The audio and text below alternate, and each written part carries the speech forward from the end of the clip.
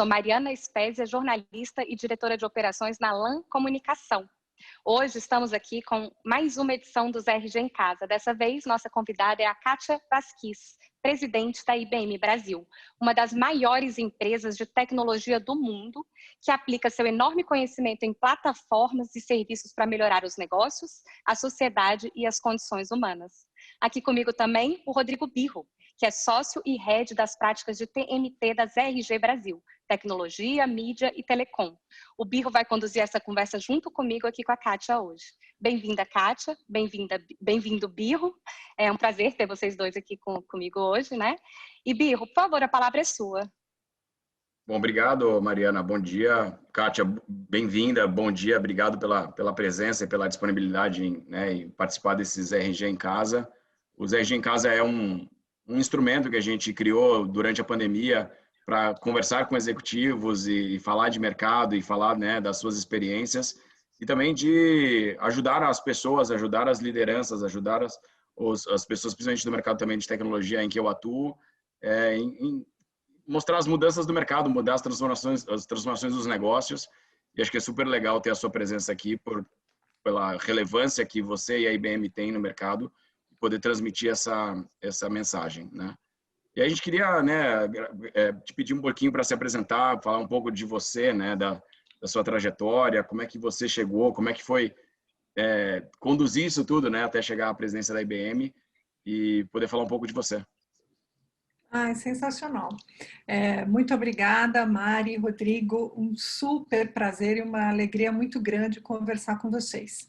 Eu gosto desse tipo de convite porque eu entendo que a gente tem uma responsabilidade na formação de jovens talentos. E eu tive também meio que um chamamento do mercado a partir do momento que eu fui nomeada gerente-geral da IBM Brasil em janeiro desse ano. Eu fui muito acessada nas redes sociais, especialmente por jovens mulheres que me perguntavam justamente isso. Qual é a tua história? Qual é a sua vida?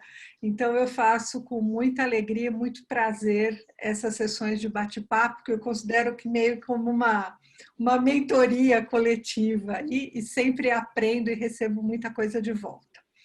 Então, eu sou Kátia Vasquez, eu sou esposa já há 27 anos, tenho uma filha de 18 anos, tenho uma enteada de 32, venho de uma família muito matriarcal, né, e muito feminina.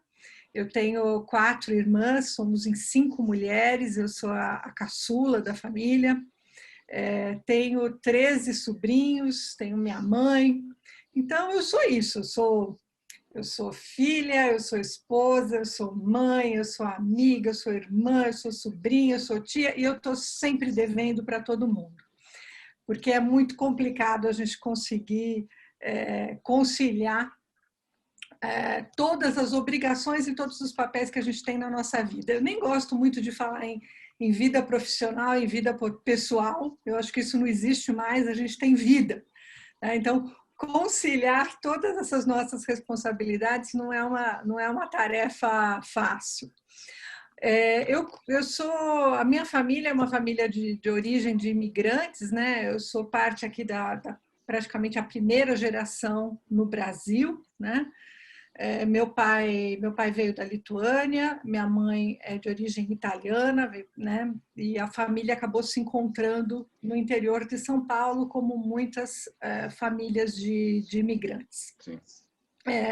Eu tive por conta até desse movimento, né? Essa coisa de a família que vem para construir tudo, para construir uma vida nova, eu sempre tive uma orientação muito forte não especificamente ao trabalho e à capacidade de ganhar dinheiro, não era isso, mas era muito a capacidade de realizar, de construir coisas, né? Eu sempre isso foi despertando em mim uma curiosidade muito grande pelo aprendizado. Então, apesar de sempre ter estudado em escola pública, de ter conseguido um pouquinho mais de acesso a um ensino por exemplo, o ensino de habilidades específicas ou de uma língua estrangeira, a partir do momento que eu comecei a trabalhar, eu sempre tive uma curiosidade muito grande pelo aprendizado no dia a dia, naquilo que o dia a dia trazia para mim e me proporcionava. Isso me fez ter uma ligação muito forte com o ser humano. Então, eu gosto muito de gente e gosto de aprender a partir das relações humanas. E por isso decidi me formar em comunicação social, que era uma escolha natural para quem gosta de gente. Eu tinha alguns caminhos, era a comunicação social, ou antropologia, ou psicologia, alguma coisa que eu pudesse estar perto de gente. E acabei optando por comunicação social. Na faculdade de comunicação social, comecei a trabalhar na área, comecei a estagiar e trabalhar na área. Especialmente eu trabalhava em uma área que lidava com marketing de produto, a gente produzia pesquisas e resultados de consumo de produtos para as grandes indústrias.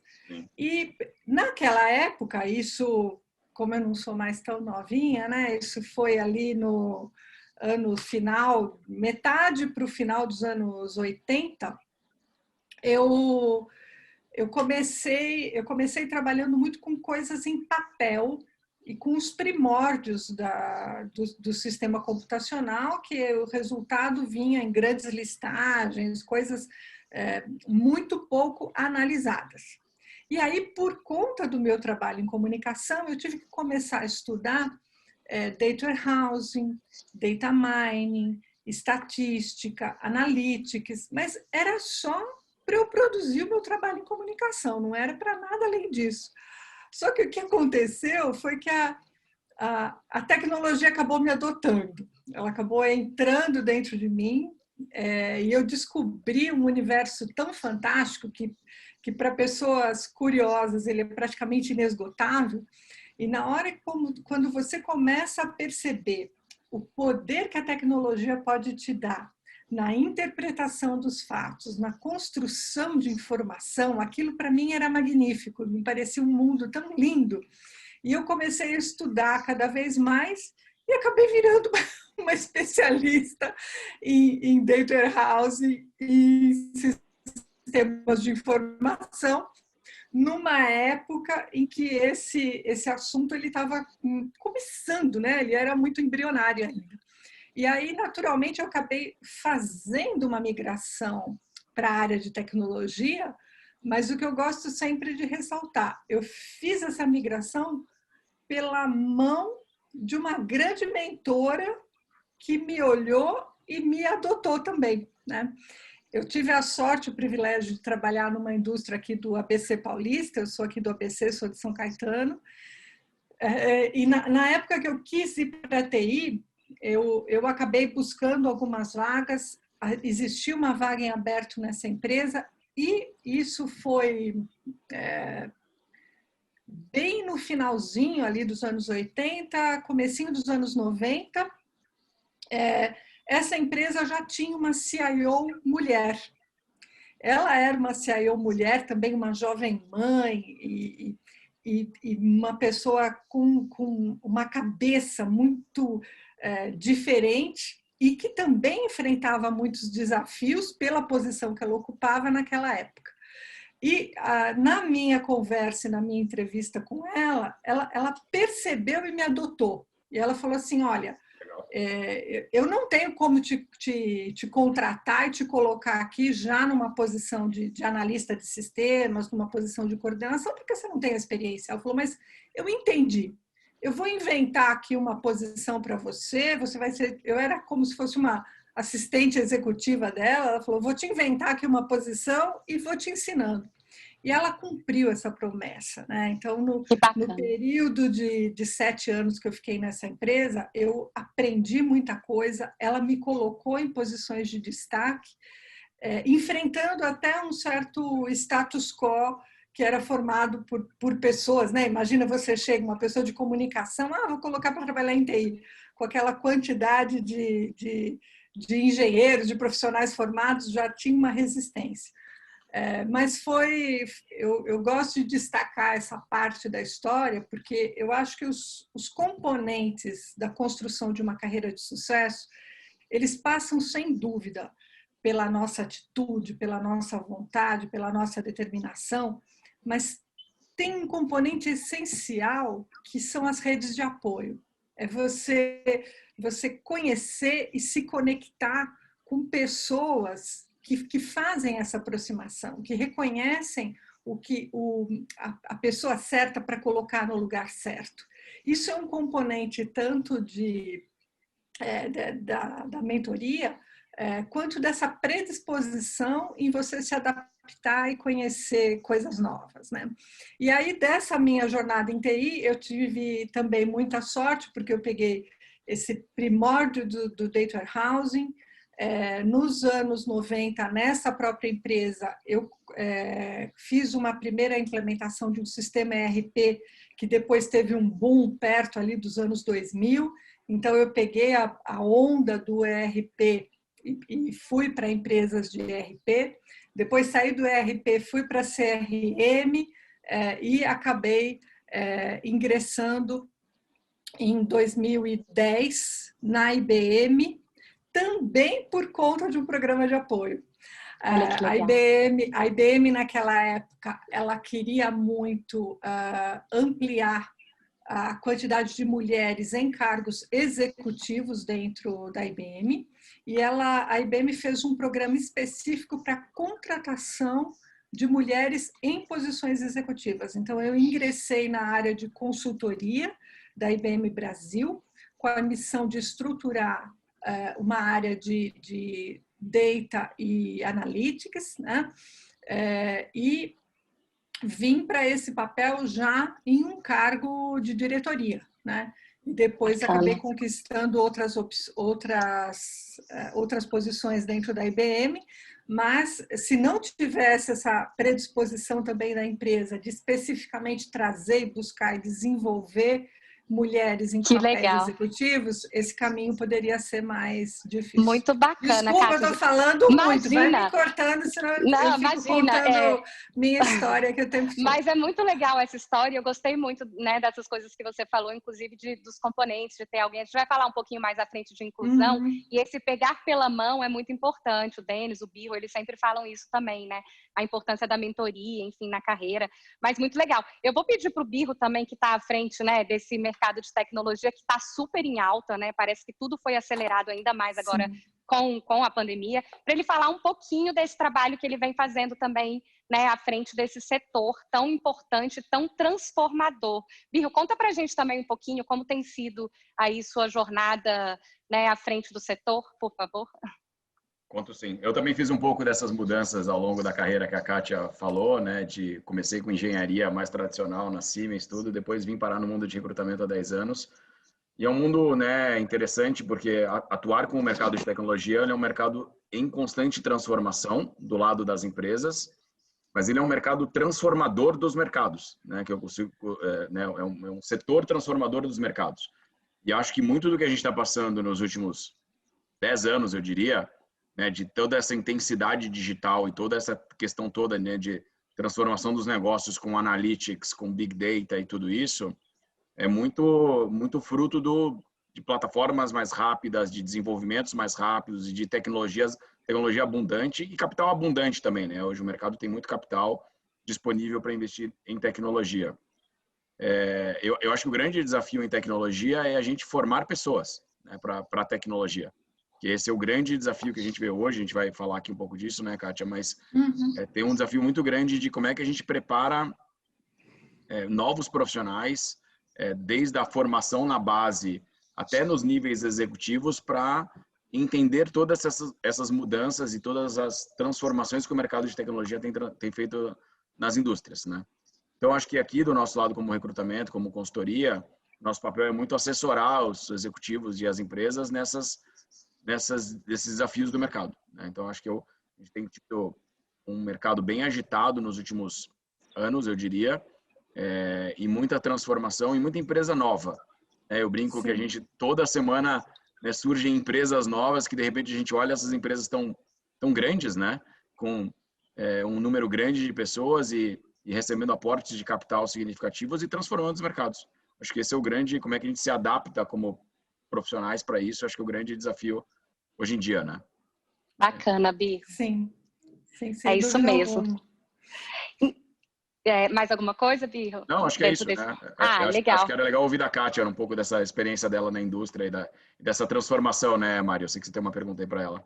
Sim, na verdade, Kátia, assim, você já tem mais de 25 anos de experiência, né, na indústria de TI, você sempre fala em acreditar muito no poder da inovação para transformar as empresas e também a sociedade, né? Como o Birro falou, vocês estão num setor transformador, ele transforma tudo, né, inclusive as pessoas. Então, tendo em vista que a IBM está num momento estratégico com foco em plataformas de inteligência artificial, serviços na nuvem, entre outros, para atender essa demanda de transformação digital, como é que você enxerga esse momento e como ajudar o Brasil neste cenário? Como é que você explica isso para a gente?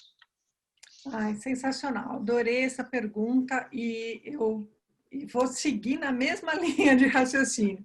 Eu acho que é missão de todos nós, indivíduos e empresas. Por mais que a gente não tenha um papel político, a gente não é um agente político, a gente tem que ser um agente de transformação e construção de uma sociedade melhor. E isso passa pela formação de talentos, né? Na área de tecnologia, o Birro aí concorda comigo, né? A gente tem uma carência enorme de profissionais. E a formação do profissional, ela não se dá. O profissional de TI hoje, para ter destaque, para ter sucesso, ele depende mais não só do conhecimento específico em tecnologia, mas também da sua habilidade de colocar tecnologia dentro do contexto de uma determinada indústria ou de uma determinada situação, né? E esse pulo do gato, ele acaba acontecendo até no início da formação. Então, a IBM ela tem um programa muito interessante, um programa que nós chamamos de PTEC, que trabalha com a formação de estudantes ainda no ensino médio em tecnologias disruptivas, em inteligência artificial, em análise de dados, em cloud, em computação quântica. A ideia desse programa é justamente estabelecer parceria com institutos como, por exemplo, o Instituto Paula Souza, que é um grande parceiro nosso, trabalhando em conjunto com a indústria. Então, nós já fizemos a aplicação desse programa, por exemplo, com a Fundação Bradesco, que é uma grande parceira nossa, com a Volkswagen, que também apoia um dos nossos programas junto à Fundação Paulo Souza, para você ter profissionais que conheçam e consigam inserir tecnologia em toda a cadeia de negócios dessas indústrias. Porque a tecnologia hoje, ela permeia tudo que a gente faz.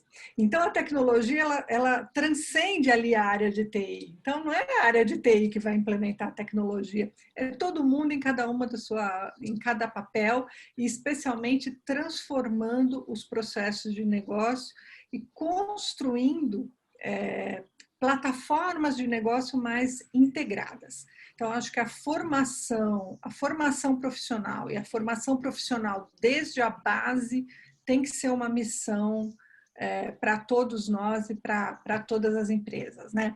A gente fez recentemente também, a IBM fez uma parceria com o Ministério da Ciência e Tecnologia. A gente tem muito orgulho de só nesse ano a gente já ter quase 20 mil estudantes que foram tocados por esse programa, né? E mais uma vez, olhando para como colocar a tecnologia de maneira disruptiva dentro do seu dia a dia e dentro do seu aprendizado tradicional. Acho que essa tem que ser uma missão de todos nós.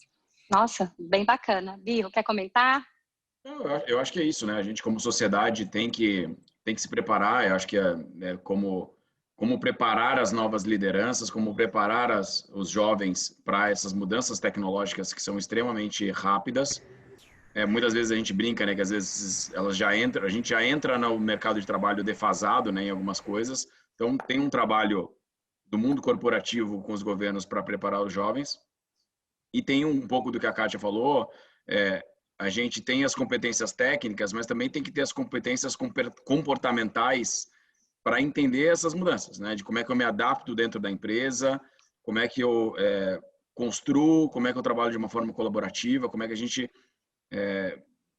eu costumo dizer que a gente, às vezes, contrata pelo técnico e demite pelo comportamental, né? Como é que a gente trabalha essas competências de liderança, de gestão, de colaboração, que são importantes no ambiente corporativo, né? Excelente essa sua observação, né? Contrata pelo técnico e demite pelo comportamental. Diante disso, assim, eu queria saber de você qual que é a sua percepção também na hora de buscar esses talentos. Já é facilmente identificável essa questão comportamental? Como que faz para acertar? Conta um pouco para a gente aí da sua experiência. Assim, é claro que a gente lidar com a variável humana é sempre difícil, né? Mas a gente tem que, claro, entender. Eu costumo dizer, quando eu trabalho de consultorias de recrutamento e do recrutamento em geral, identificar, entender o mercado, entender o cliente, as suas estratégias, cultura e valores, e fazer um paralelo com os profissionais, entender as experiências de vida e de carreira das pessoas, o seu momento atual e os seus valores, para ver se isso tem alinhamento, né? Se isso tem match. No fim do dia é um casamento, ninguém casa pensando em separar, né? Eu acho que a gente sempre quer ter um casamento de longo prazo também com as empresas, mas tem que tentar identificar essas competências e esses perfis que se encaixam em cada cultura e em cada empresa e para o momento daquela empresa. Então, acho que nós aqui temos que entender do mercado, entender das empresas e conhecer os gestores e um pouco do que a empresa quer no médio prazo para tentar trazer os perfis que se encaixem a isso. Claro que a gente vai ter uma série de entrevistas, uma série de assessments, uma série de momentos de avaliação dos profissionais, mas no fim a gente tem que entender o que o mercado precisa, né, o que a empresa tem de sua estratégia para tentar trazer os perfis mais alinhados a isso. Sim. Nunca é fácil, não é uma ciência exata, né? As pessoas têm variáveis diferentes e comportamentos diferentes e elas têm que ter essa capacidade de adaptação a novos modelos, né? Eu acho que os modelos de negócio estão tombando muito rapidamente nos últimos anos e a gente tem que ter essa flexibilidade de entender que talvez o caminho que a gente siga hoje ele tem que ser mudado, a rota tem que ser mudada rapidamente para um outro cenário. Então, tudo depende muito das empresas. Acho que flexibilidade e adaptação são as coisas mais importantes que eu normalmente quero ver numa pessoa hoje. Muito bom, Birro. Kátia, e ainda nessa linha, assim, como que a IBM se diferencia de inúmeras empresas, né, desse mercado para atrair e reter pessoas? Eu sei que vocês usam até bastante o Watson também para algumas questões nesse sentido. Fala para a gente um pouco dessa experiência de retenção de talentos, né, e também de atração, uma vez que eu sei que está um rouba-rouba de profissionais de uma empresa para outra, justamente porque a gente tem um déficit de profissionais de TI. Então, fala para a gente, o que a IBM faz para segurar seus talentos? Eu acho que o papel principal é criar uma cultura inclusiva, né? Uma cultura inclusiva e de respeito e que permita a cada um desenvolver o seu potencial máximo do jeito que ele é, né? Eu acho que quando a gente fala de flexibilidade, quando a gente fala de adaptação, que são esses pontos tão relevantes que o Birro colocou, se a gente for olhar as empresas no passado, elas acabavam retraindo isso, né? Porque a gente acabava criando ambientes, a cultura organizacional do trabalho era de ambientes regrados, com o máximo de comando e controle e pouca possibilidade de uso da criatividade.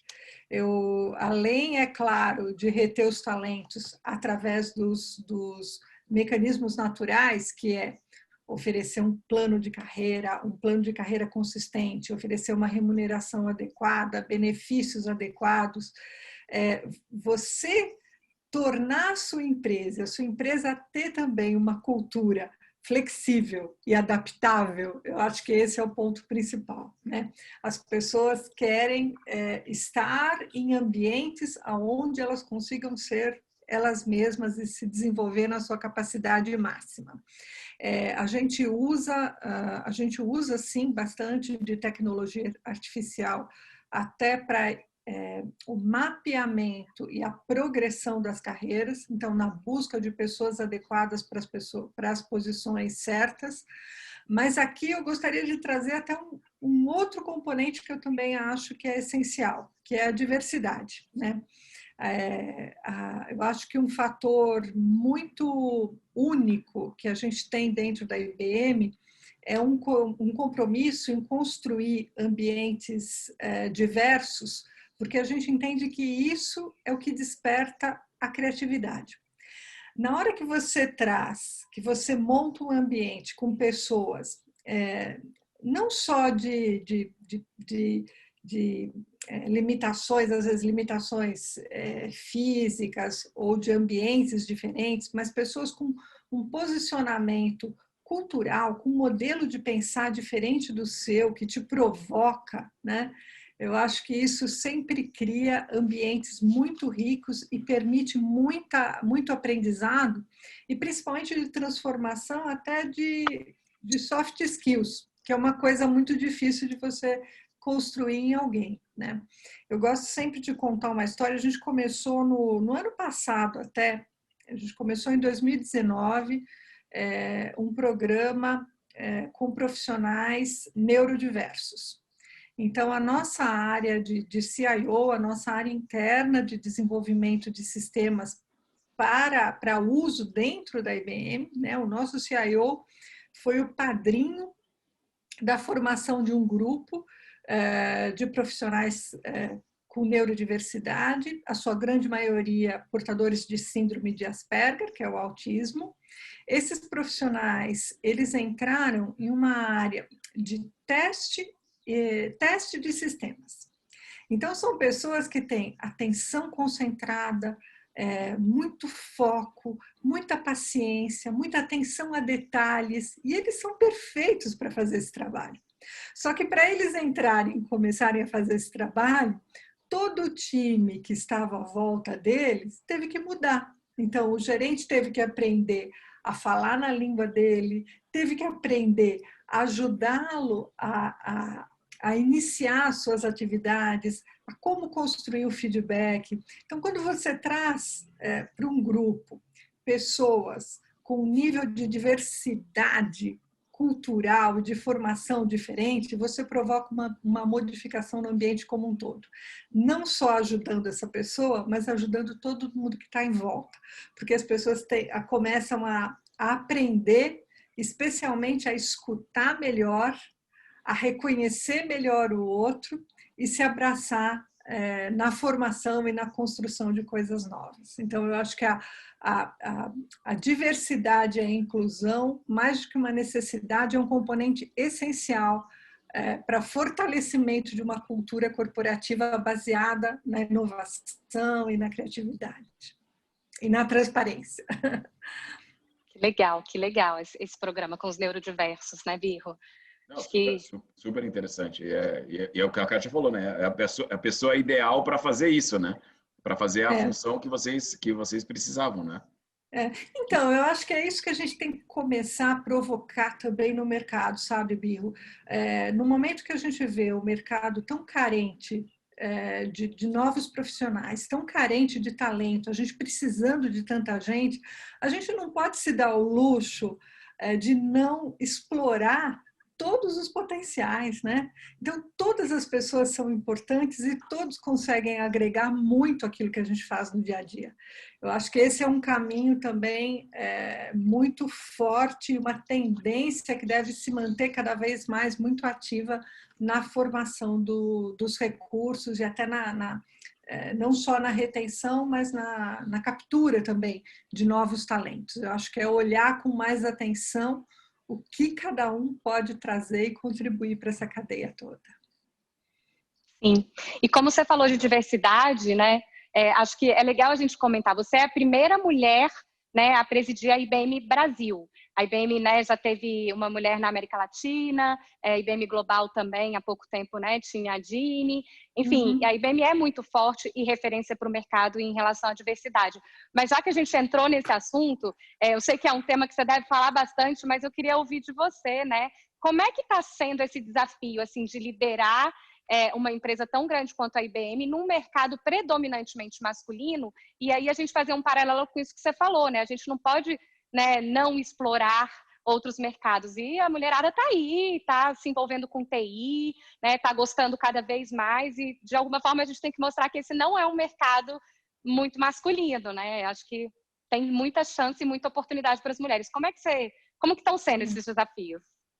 Eu acho que, você sabe, Mariana, a gente até por estar em uma empresa como a IBM há 10 anos, que é uma empresa muito receptiva, e que trata com muita atenção tudo aquilo que se refere à diversidade, a grupos minoritários, com programas específicos de formação, a gente tem uma tendência de achar que você está numa bolha e que é tudo normal, né? E que isso acontece em todos os lugares, né? Isso acontece em todos os lugares. Claro. Eu acho que o despertar maior para mim com a minha nomeação foi justamente a quantidade de pessoas que me procuram para falar sobre isso, né?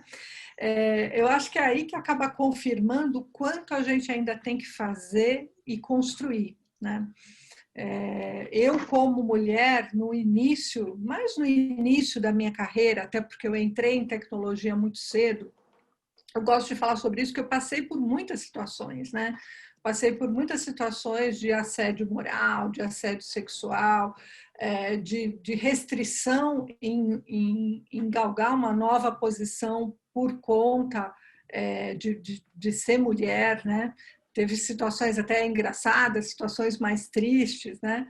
Mas isso acaba despertando em nós essa necessidade, a necessidade de você mudar esse cenário.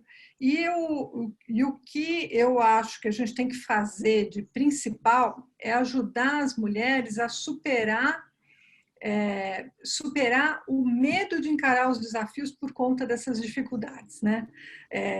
Isso pode ser traduzido como a famosa síndrome do impostor, mas acho que essas são limitações que a gente cria, são barreiras internas que você cria e que você se coloca. Então, você construir a sua coragem, a sua verdade e principalmente contar com redes de apoio, falar sobre isso, falar sobre situações que te incomodam, promover sessões de mentoria reversa onde você consiga discutir o assunto. Eu acho que esse é o caminho que leva a gente à superação. Eu ia te perguntar, Kátia, você chegou nesse momento, em algum momento em que aconteceu isso, de você ter essa, entre aspas, síndrome do impostor, ou de não ter essa coragem, ou não ter... E você se deparou com isso em algum momento ao longo da carreira e agiu de uma forma diferente, ou parou e pensou, putz, eu não posso fazer isso, tenho que fazer diferente. Você teve alguma situação assim? O tempo todo. A última situação foi agora em janeiro de 2021. Eu acho que ninguém... eu acho que seria muita arrogância eu dizer que recebo o convite para fazer a gestão da IBM no Brasil com tranquilidade. Não é tranquilo, né? Então, acho que a minha primeira reação foi uma reação de síndrome de impostor. Foi uma reação de falar, nossa, eu não estou pronta para esse papel. Por que eu, né? Porque justamente eu fui escolhida. Tem tanta coisa ainda que eu preciso fazer. E eu gosto de contar que eu acabei recebendo essa notícia por uma ligação telefônica de uma executiva da IBM Mundial, que até se aposentou recentemente, alguns meses ela se aposentou, ela já estava no ciclo de final de carreira, e ela havia me acompanhado por muito tempo, ela foi minha mentora em algumas situações, e ela fez questão de me telefonar e me contar que eu havia sido escolhida para esse papel, justamente porque ela falou, eu sei que você vai achar que não é você, mas eu preciso te dizer que eu te apoio e tal, e reafirmou um pouquinho tudo isso. Então, eu acho que essa é uma prática que a gente precisa fazer, a gente precisa se ajudar. E eu sinto que isso a gente precisa se ajudar o tempo todo, acho que todas as pessoas, né? A nossa vida é uma vida complicada, é uma vida difícil, que a gente tem poucos momentos onde a gente para olhar quem a gente é, para olhar para aquilo que a gente faz de bom, para olhar para aquilo que a gente faz de ruim. Então, o feedback constante, tanto positivo quanto construtivo, eu acho que isso a gente tem que fazer o tempo todo, né? Com os nossos amigos, para quem que a gente está próximo da gente, para as nossas equipes, né? A parte da cultura corporativa transformadora de hoje é o feedback constante. Então, acho que é o diálogo, você ouvir isso, você saber aquilo que precisa ser feito, isso é tão bom. Acho que isso promove muito o crescimento e a transformação das pessoas e do ambiente como um todo. Ô, Kátia, e como é que está sendo isso nesse momento de isolamento social, pandemia, né? Como é que a gente constrói essa confiança, esse feedback, essa relação com as pessoas? Obviamente, vocês devem ter muita gente que entrou na IBM nos últimos meses, que fisicamente as pessoas nem se conhecem, né? Como é que você tem liderado esse engajamento, essa recepção para as pessoas? Está sendo diferente, né? Mas como é que você vê isso? Eu vejo que isso a gente tem que fazer até resgatar. Eu particularmente, acabei resgatando muito da minha faculdade de comunicação social, né? Eu acho que a gente tem que resgatar o nosso poder de criar eventos como esse, mesmo dentro da empresa, né? Às vezes, quando a gente trabalha dentro de uma cultura virtual, você não usar só os mecanismos que você tem de facilitar uma reunião, de facilitar uma videoconferência, só para discutir trabalho. Então, criar momentos de conexão. Então, nós criamos, dentro da IBM, por exemplo, nós criamos uma sessão de um curso de letramento racial, né? Para discutir justamente a inclusão racial. A gente inventa momentos de happy hour, momentos de integração a partir mesmo dos mecanismos virtuais. E muita mesa redonda, muito bate-papo. Organizamos mesas redondas com grupos específicos, com grupos combinados para que eles se aprendam mutuamente. Eu acho que através do diálogo você consegue construir muita coisa, mesmo que de maneira remota. E a beleza de aproveitar também a situação remota é você conseguir até congregar times que às vezes não iriam se encontrar, né? Sim. Nós temos uma equipe muito grande na IBM, cerca de quase 4.000 profissionais, são 3.600 profissionais que atuam, por exemplo, com manutenção de equipamentos no campo. Sim. Dando um exemplo, ATMs da nossa imensa rede bancária espalhada no Brasil inteiro. Esse é um tipo de trabalho que esses profissionais fazem. E nós tivemos a felicidade um dia, em uma sessão com profissionais aqui de São Paulo, que são habituados a trabalhar no escritório aqui, muito perto de casa, dentro da cidade, a gente trouxe um profissional que é um técnico que faz manutenção de redes de telefonia e ATM no meio da selva amazônica. E ele foi contar para a gente o desafio de se deslocar em um lugar super inóspito, de se deslocar por barco para chegar até o momento de prestar o trabalho dele. E ele contou uma experiência de vídeo, uma experiência profissional totalmente diferente e acabou despertando nas pessoas outros aspectos que elas não conheciam e que elas não conheciam nem dentro delas mesmas.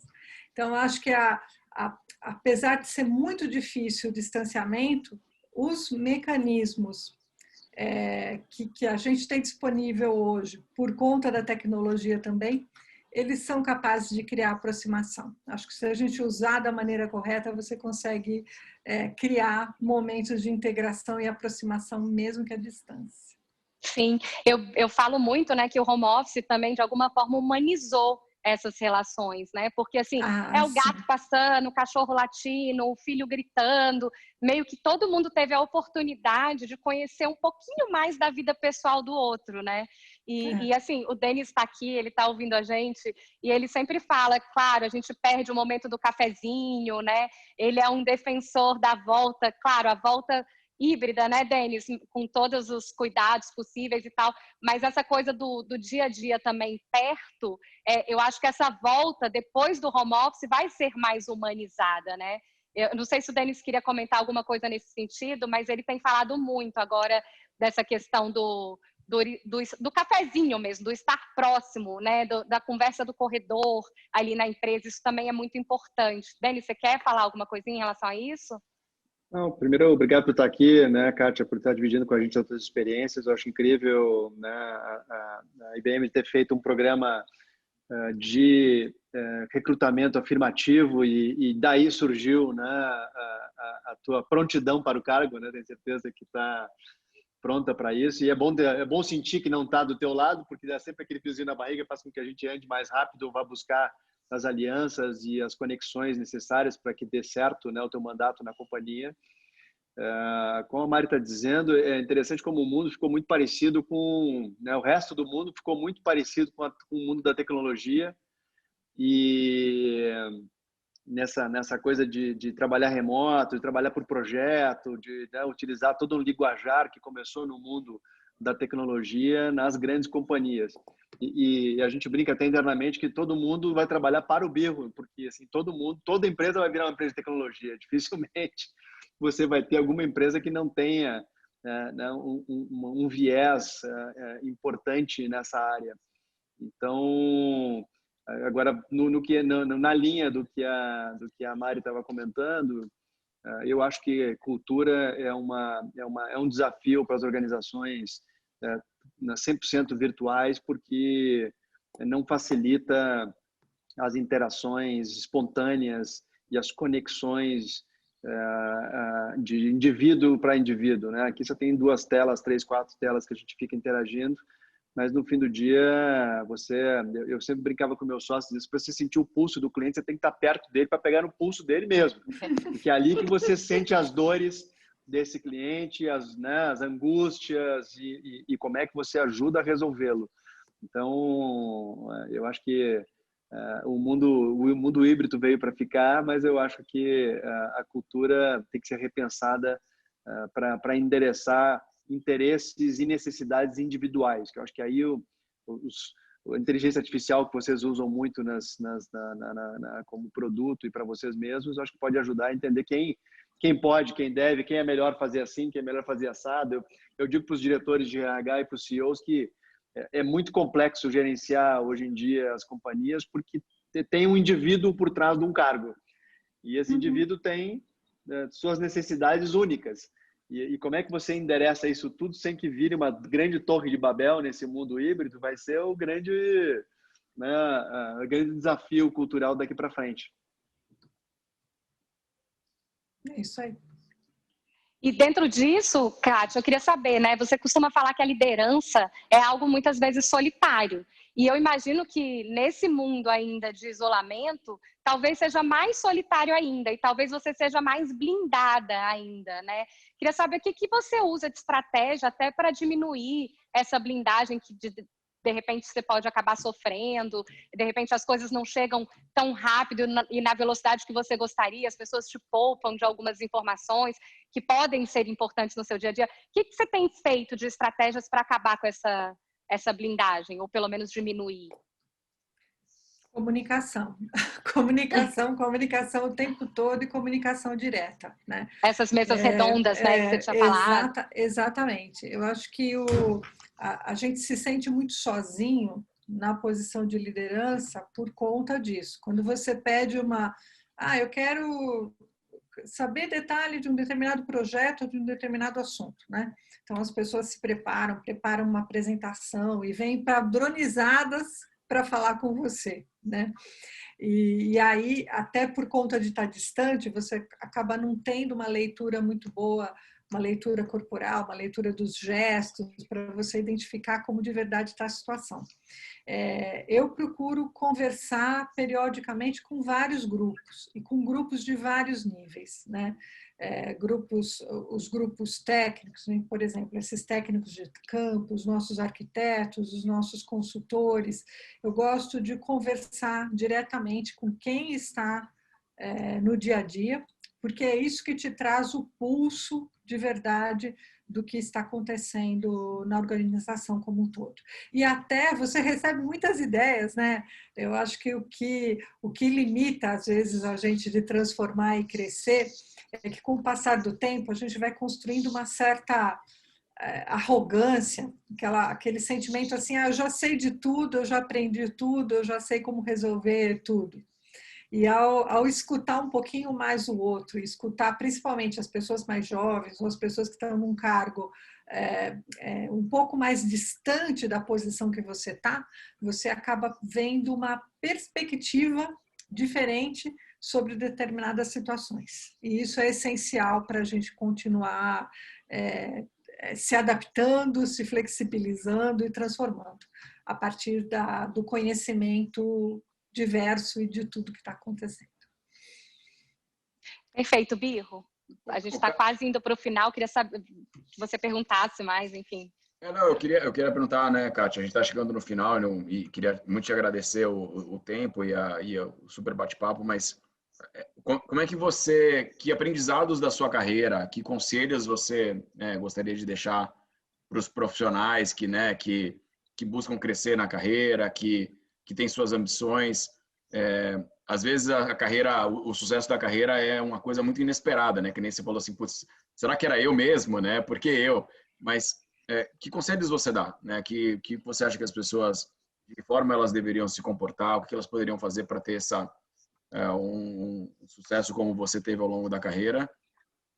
E que legado você acha assim que você gostaria de deixar, né? Que como líder de uma operação importante como a da IBM, que ensinamentos, que legados você gostaria de deixar para o mercado? Eu acho que isso é super legal também no seu papel, né? Como executiva desse mercado.